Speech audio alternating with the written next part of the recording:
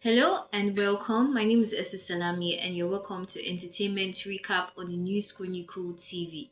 Now, a series of controversy has been trailing Nigerian actress Anita Joseph over her use of a photo of another Nigerian socialite, Ogechi Ukonu, otherwise known as Caramel Plug. Now, the actress used a picture that Caramel Plug had, posted on her birthday days before.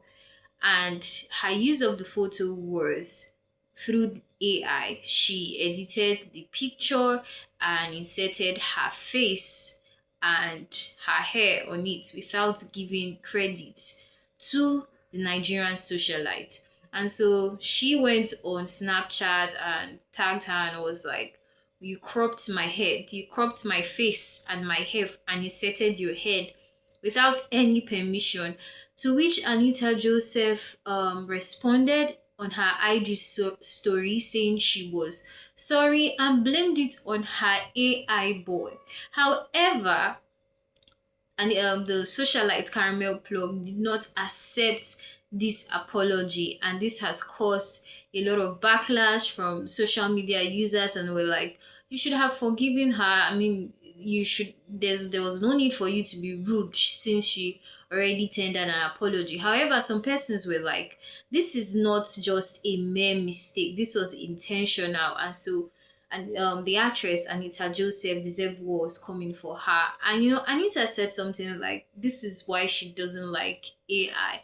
I in a way believe her that if at all she has an AI content creator, there is that possibility that he did this without her knowledge. And these two they are not mutual friends, they're not even acquaintances, they had no connection if not for this AI photo controversy. I want to know your thoughts on this topic. Also, Very Dark Man has responded to DJ Chicken arrest. Now, DJ Chicken had come out online to say that our President Bola Ahmed Tinubu, must not win the 2027 election, or else he was going to kill Sheyi Tinubu, and of course the